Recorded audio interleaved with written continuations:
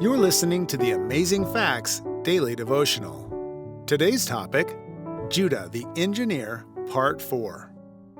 Over a millennium later, Judah became an ancestor of the Messiah, Jesus Christ. It seems fitting, therefore, that Judah represents a type of Christ. After Jacob's refusal to part with Benjamin, the famine continued to rage. Eventually, the grain ran out, Genesis 43:2. They had to return to Egypt or else starve. Judah reminded his father of the governor's request. This time they must bring Benjamin, verses 3-5. But Jacob only lamented all the more. Undeterred, Judah made the most important decision of his life. He decided to take full responsibility for Benjamin's safety, verse 9.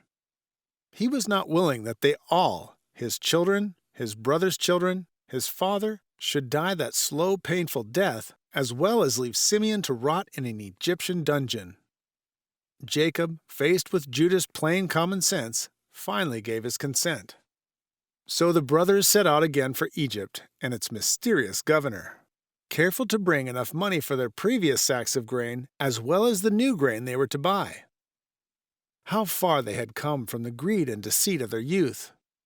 Upon their arrival, they solicitously inquired after their returned money and, being assured it was no mistake, were, along with the liberated Simeon, treated to a magnificent feast with the governor himself.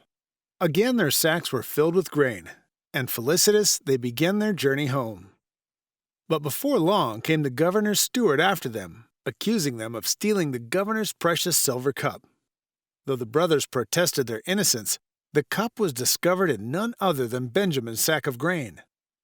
Benjamin's punishment was to remain in Egypt, a slave for the rest of his life. When confronted by the irate governor, it was Judah who answered. He did not make excuses.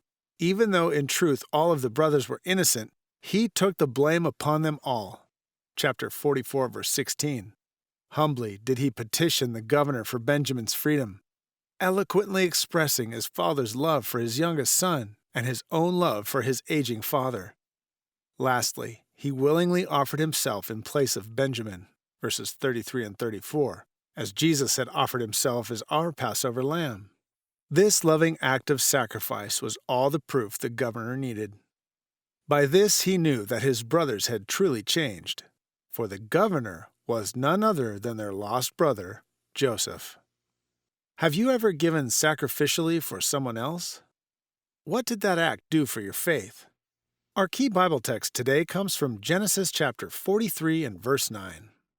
I will be surety for him. Of my hand shalt thou require him. If I bring him not unto thee, and set him before thee, then let me bear the blame forever. Thank you for listening to the Amazing Facts Daily Devotional.